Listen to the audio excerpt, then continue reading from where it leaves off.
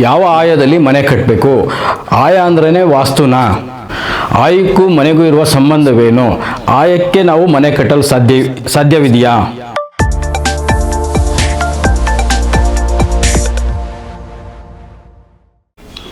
ನಮಸ್ಕಾರ ವೀಕ್ಷಕರೇ, ದೈವಾರಾಧನೆ ವಾಸ್ತು ಚಾನಲ್ಗೆ ಸ್ವಾಗತ. ಇವತ್ತು ಮತ್ತೊಂದು ವಿಷಯನ ತೊಗೊಂಬಂದಿದ್ದೀನಿ.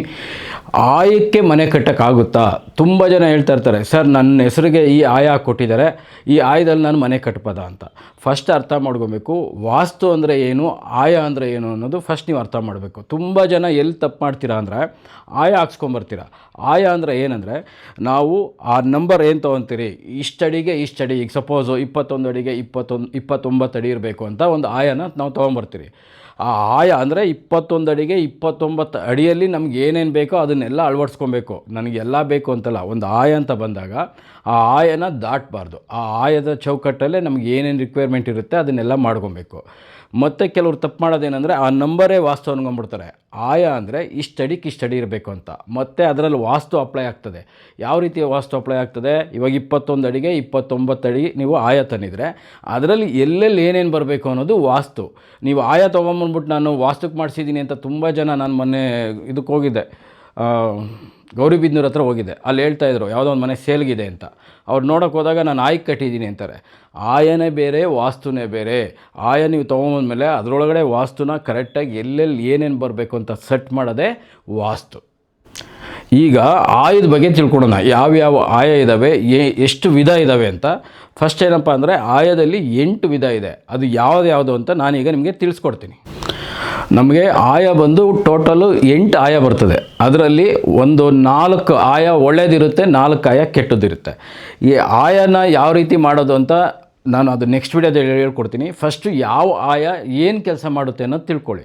ಆವಾಗ ನಿಮಗೆ ಯಾವ ಆಯಗೆ ನಾವು ಮನೆ ಕಟ್ಬೋದು ಅಂತ ಗೊತ್ತಾಗುತ್ತೆ. ಫಸ್ಟ್ 8 ಆಯದಲ್ಲಿ ನೋಡಿ, ಮೊದಲನೇದು ಧ್ವಜಾಯ, ಎರಡನೇದು ಧೂಮ್ರಾಯ ಅಂತ, ಮೂರನೇದು ಸಿಂಹಾಯ, ನಾಲ್ಕನೇದು ಶ್ವಾನಾಯ, ಅದೇ ರೀತಿ 5ನೇದು ಋಷಭಾಯ, 6ನೇದು ಕರಾಯ, 7ನೇದು ಗಜಾಯ, 8ನೇದು ಕಾಕಾಯ.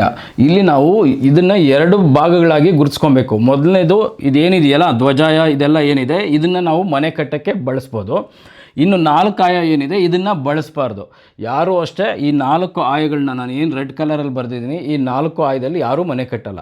ಇನ್ನು ಮನೆ ಕಟ್ಟಬೇಕಾಗಿರೋ ಅಂಥವು ಇಲ್ಲಿದೆ: ಧ್ವಜಾಯ, ಸಿಂಹಾಯ, ಋಷಭಾಯ, ಗಜಾಯ. ಇದರಲ್ಲಿ ಯಾರ್ಯಾರು ಮನೆ ಕಟ್ತೀರಾ, ಈಗ ಧ್ವಜಾಯದಲ್ಲಿ ಏನೇನು ಯೋಗ ಇರುತ್ತೆ ನಮಗೆ, ಧ್ವಜಾಯದಲ್ಲಿ ಮನೆ ಕಟ್ಟಿದ್ರೆ ಏನೇನು ಪ್ಲಸ್ ಪಾಯಿಂಟು, ಏನೇನು ಮೈನಸ್ ಪಾಯಿಂಟು ಅಂತ ತಿಳಿಸ್ಕೊಡ್ತೀನಿ.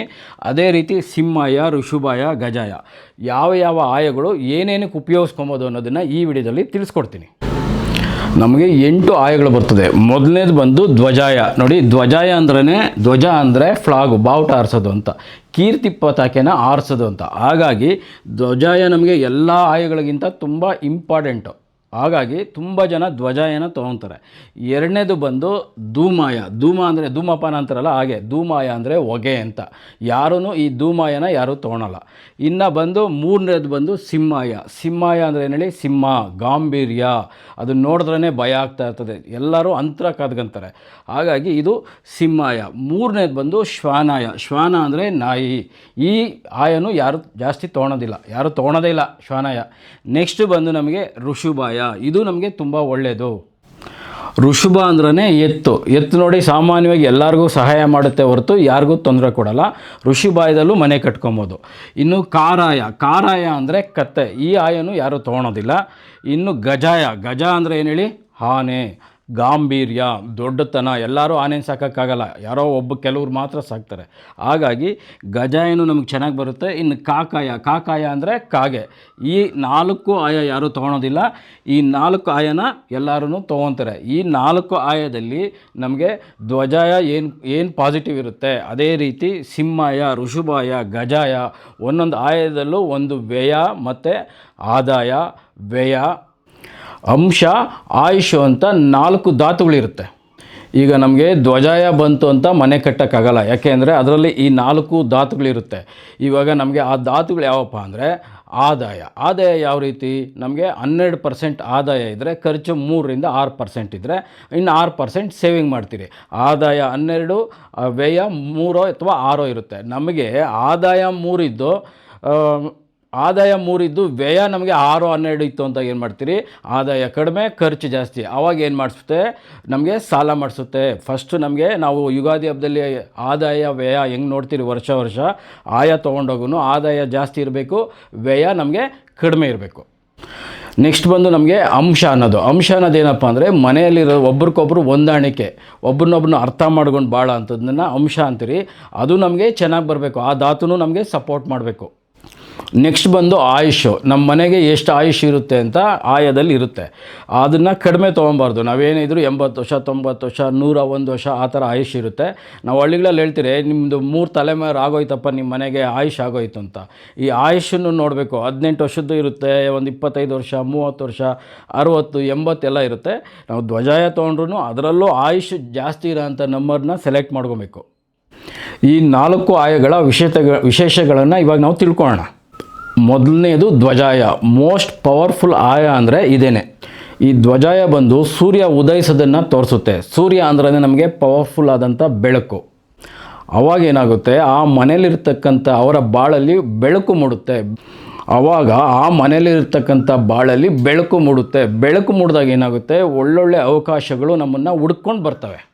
ಧ್ವಜಾಯದಲ್ಲಿ ಮನೆ ಕಟ್ಟಿದಾಗ ನಾವು ಹೆಚ್ಚು ಸಮೃದ್ಧಿಯಾಗಿರ್ತೀರಿ, ಹೆಚ್ಚು ಆರೋಗ್ಯವಾಗಿರ್ತೀರಿ, ಒಳ್ಳೆ ಹೆಸರನ್ನು ಮಾಡ್ತೀರಿ. ನಾವು 4 ಜನ ನಮ್ಮನ್ನು ನೋಡಿ ಗುರುತಿಸ್ಬೇಕು ಅಂತ ಎತ್ತರವಾದ ಸ್ಥಾನಕ್ಕೆ ಕರ್ಕೊಂಡೋಗಿ ಬಿಡೋ ಅಂಥದ್ದೇ ಧ್ವಜಾಯ. ಈ ಧ್ವಜಾಯವನ್ನು ಹೆಚ್ಚು ರಾಜಕಾರಣಿಗಳು, ಬಿಸ್ನೆಸ್ ಮಾಡೋ ಅಂಥವ್ರು, ರಿಯಲ್ ಎಸ್ಟೇಟ್ ಮಾಡೋ ಅಂಥವ್ರು, ಚಿನ್ನದ ವ್ಯಾಪಾರಿಗಳು ಈ ಆಯನ ಸೆಲೆಕ್ಟ್ ಮಾಡ್ಕೊತಾರೆ. ಏನಕ್ಕೆ ಅಂದರೆ ಇದು ಆಯಗಳಲ್ಲೇ ನಂಬರ್ 1 ಆದಂಥ ಧ್ವಜಾಯ. ಇದಾದಮೇಲೆ ನಮಗೆ ಸಿಂಹಾಯ ಬಂದು ನಮಗೆ, ಸಿಂಹ ಅಂದ್ರೆ ಏನು ಹೇಳ್ರಿ, ಗಾಂಭೀರ್ಯ. ಅದ್ರ ಹತ್ರಕ್ಕೆ ನಾವು ಯಾರೂ ಹೋಗಲ್ಲ, ದೂರ ಅಂತರ ಕಾದ್ಕೊಂಡ್ಬಿಡ್ತೀರಿ, ಅದನ್ನು ನೋಡೋಕ್ಕೆ ಭಯ ಆಗ್ತಾ ಇರ್ತದೆ. ಈ ಸಿಂಹಾಯದಲ್ಲಿ ಮನೇನ ಆದಷ್ಟು ಯಾರೂ ಕಟ್ಟೋದಿಲ್ಲ. ಯಾರು ಕಟ್ತಾರಪ್ಪ ಅಂದರೆ ನಾನು ಆಗಲೇ ಹೇಳ್ದಂಗೆ ಅದು ಗಾಂಭೀರ್ಯ, ಅದು ನೋಡಿದ್ರೇ ಭಯ ಆಗ್ತಾ ಇರ್ತದೆ. ಸಿಂಹಾಯದಲ್ಲಿ ಪೊಲೀಸ್ ಸ್ಟೇಷನ್ಗಳು ಮತ್ತು ಮಿಲ್ಟ್ರಿ ಕ್ವಾರ್ಟರ್ಸ್ಗಳು, ಹಾಸ್ಪಿಟ್ಲ್ಗಳು ಮತ್ತು ಹೈಕೋರ್ಟ್ಗಳು, ಇದಾದಮೇಲೆ ಪೊಲೀಸ್ ಸ್ಟೇಷನ್ನು, ದೇವಸ್ಥಾನಗಳನ್ನು ಕಟ್ತಾರೆ. ಏನಕ್ಕೆ ಅಂದರೆ ಅದಕ್ಕೆ ಎನರ್ಜಿ ಜಾಸ್ತಿ ಇರುತ್ತೆ. ನಾವು ಸಾಮಾನ್ಯ ಮನುಷ್ಯರು ಸಿಂಹಾಯನ ತೊಗೊಂಡಾಗ ಅದರಲ್ಲಿ ಜೀವನ ಮಾಡೋಕ್ಕಾಗಲ್ಲ, ಸ್ಟ್ರಿಕ್ಟ್ ಆಫೀಸರ್ ಆಗಿರಬೇಕು. ಈಗ ನೋಡಿ, ಪೊಲೀಸ್ ಸ್ಟೇಷನ್ಗೆ ಹೋಗಿ ನಮ್ಗೆ ತಪ್ಪಿಲ್ಲ ಅಂದರೂ ನಾವು ಒಂಥರ ಭಯ ಪಡ್ತಾ ಇರ್ತೀರಿ. ಏನಕ್ಕೆ ಅಂದರೆ ಅದು ಆ ಗರ್ಜನೆ ಇರ್ತದೆ, ಆ ಭಯ ಹುಟ್ಟಿಸ್ತಾ ಇರ್ತದೆ. ಒಂದು ಮಿಲ್ಟ್ರಿ ಆಫೀಸ್ ನೋಡಿ, ಅದು ಅಷ್ಟೇ, ಒಂದು ಭಯನ ಹುಟ್ಟಿಸ್ತಾ ಇರ್ತದೆ. ದೇವಸ್ಥಾನವೂ ಅಷ್ಟೇ. ಈ ರೀತಿ ಇರ್ತಕ್ಕಂಥ ಕಟ್ಟಡಗಳು ಸಿಂಹಾಯನ ತೊಗೊತಾರೆ. ಯಾರೂ ನಮ್ಮ ಸಿಂಹಾಯಕ್ಕೆ ಮನೆ ಕಟ್ಟಕ್ಕೆ ಯಾರೂ ಧೈರ್ಯ ಮಾಡಲ್ಲ, ಏನಿದ್ರು ಗೌರ್ಮೆಂಟ್ ಕ್ವಾರ್ಟರ್ಸ್ಗಳು ಮಾತ್ರ. ಇನ್ನು 3ನೇದು ಬಂದು ಋಷಿಭಾಯ ಅಂದ್ರೆ ಸ್ಥಿರತೆ. ಯಾರು ಋಷಿಭಾಯದಲ್ಲಿ ಮನೆ ಕಟ್ತಾರೆ ಅವ್ರದ್ದು ಗ್ರೋತ್ ಚೆನ್ನಾಗಿರುತ್ತೆ, ಬೆಳವಣಿಗೆ ಚೆನ್ನಾಗಿರುತ್ತೆ ಅವ್ರದ್ದು. ಋಷಭ ಅಂದ್ರೆ ಎತ್ತು ಯಾವ ಥರ ಇರುತ್ತೇಳಿ, ಶಾಂತ ಸ್ವಭಾವ. ಈ ಋಷಿಭಾಯದಲ್ಲಿ ಮನೆ ಕಟ್ಟಿದವರು ಅಷ್ಟೇ ಶಾಂತ ಸ್ವಭಾವದಲ್ಲಿರ್ತಾರೆ. ಯಾರು ನಾವು ನಮ್ಮ ಮಕ್ಕಳು ನಮ್ಮ ಮೊಮ್ಮಕ್ಕಳು ಎಲ್ಲ ನಾವು ಜೊತೆಲೇ ಇರಬೇಕು ಅಂತ ಯಾರು ಪ್ಲ್ಯಾನ್ ಮಾಡ್ತೀರಿ ಅವರೆಲ್ಲ ಋಷಿಭಾಯದಲ್ಲಿ ಮನೆ ಕಟ್ಟಿದಾಗ ಆ ಮನೆಯೂ ನಮ್ಗೆ, ಆಯನೂ ನಮಗೆ ಸಪೋರ್ಟ್ ಮಾಡುತ್ತೆ. ಹಾಗಾಗಿ ನಾವು ಕುಟುಂಬದಲ್ಲಿ ಯಾರ್ಯಾರಿದ್ದಾರೆ ಅವರೆಲ್ಲ ಋಷಿಭಾಯದಲ್ಲೇ ಮನೆ ಕಟ್ಟಿರೋರು ಜಾಸ್ತಿ ಇರ್ತಾರೆ. ಯಾಕೆ ಅಂದರೆ ಋಷಿಭಾಯದಲ್ಲಿ ಮನೆ ಕಟ್ಟಿದಾಗ ಹೊಂದಾಣಿಕೆ ಚೆನ್ನಾಗಿರ್ತಾರೆ, ಒಬ್ಬರನ್ನೊಬ್ಬರನ್ನ ತುಂಬ ಚೆನ್ನಾಗಿ ಅರ್ಥ ಮಾಡ್ಕೊತಾರೆ.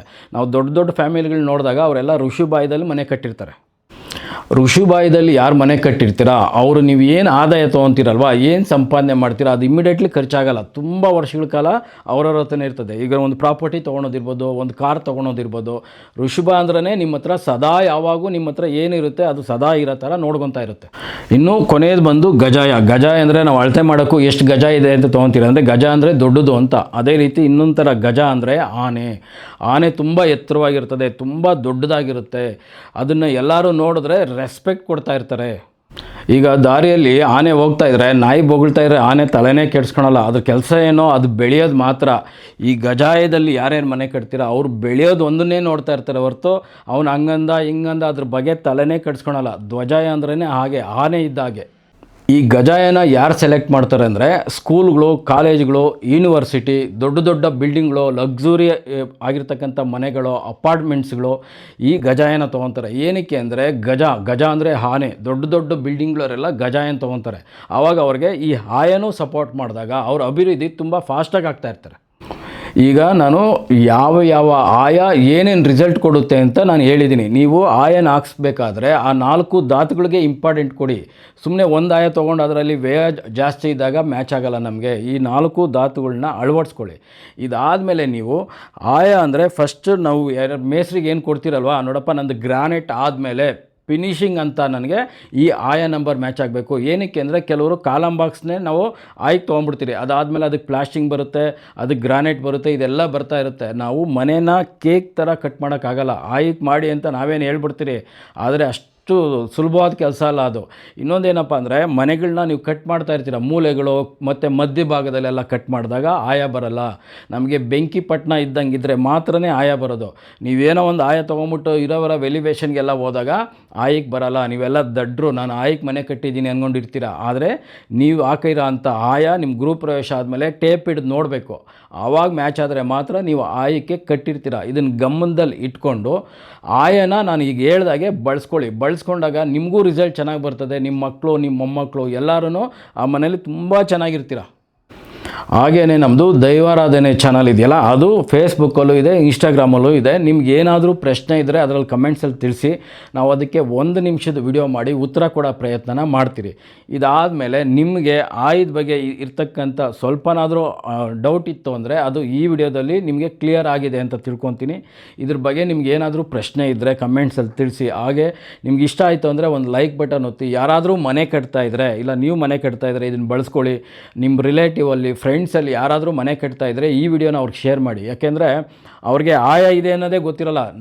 ಒಂದು 100ರಲ್ಲಿ 70% ಆಯಾ ಗೊತ್ತೇ ಇಲ್ಲ ಜನಕ್ಕೆ. ಆದರೆ ಆಯಾ ಮಾಡೋದು ತುಂಬ ಸ್ಟ್ರಿಕ್ಟು, ಮಾಡಬೇಕು, ಪ್ರಯತ್ನ ಪಡೋಣ. ನಾವು ಎಷ್ಟಾಗುತ್ತೋ ಅಷ್ಟು ಮ್ಯಾಕ್ಸಿಮಮ್ ನಾವನ್ನ ಆಯಕ ಬಳಸ್ಕೊಳ್ಳೋಣ ಅಂತ ಹೇಳ್ತಾ ಮತ್ತೊಂದು ವಿಡಿಯೋದಲ್ಲಿ ಮತ್ತೆ ಸಿಗ್ತೀನಿ. ನಿಮಗೇನಾದರೂ ಸೈಟ್ ವಿಸಿಟಿಂಗ್ ಬೇಕಿದ್ದರೆ ನನಗೆ ಫೋನ್ ಮಾಡಿ, ನಾನು ಬಂದು ನಿಮ್ಮ ಮನೇನ ನೋಡಿ ಅದನ್ನು ಯಾವ ರೀತಿ ಸರಿಪಡಿಸ್ಕೊಬೋದು ಅಂತ ಹೇಳ್ಬಿಟ್ಟು ಬರ್ತೀನಿ. ಅದೇ ರೀತಿ ಫಸ್ಟ್ ಟೈಮ್ ನಮ್ಮ ವಿಡಿಯೋ ನೋಡ್ತಾ ಇದ್ದರೆ ಸಬ್ಸ್ಕ್ರೈಬ್ ಮಾಡ್ಕೊಳ್ಳಿ, ಬೆಲ್ ಬಟನ್ ಒತ್ತಿ ಅಂತ ಹೇಳ್ತಾ ಮತ್ತೊಂದು ವಿಡಿಯೋದಲ್ಲಿ ಮತ್ತೆ ಬರ್ತೀನಿ. ನಮಸ್ಕಾರ.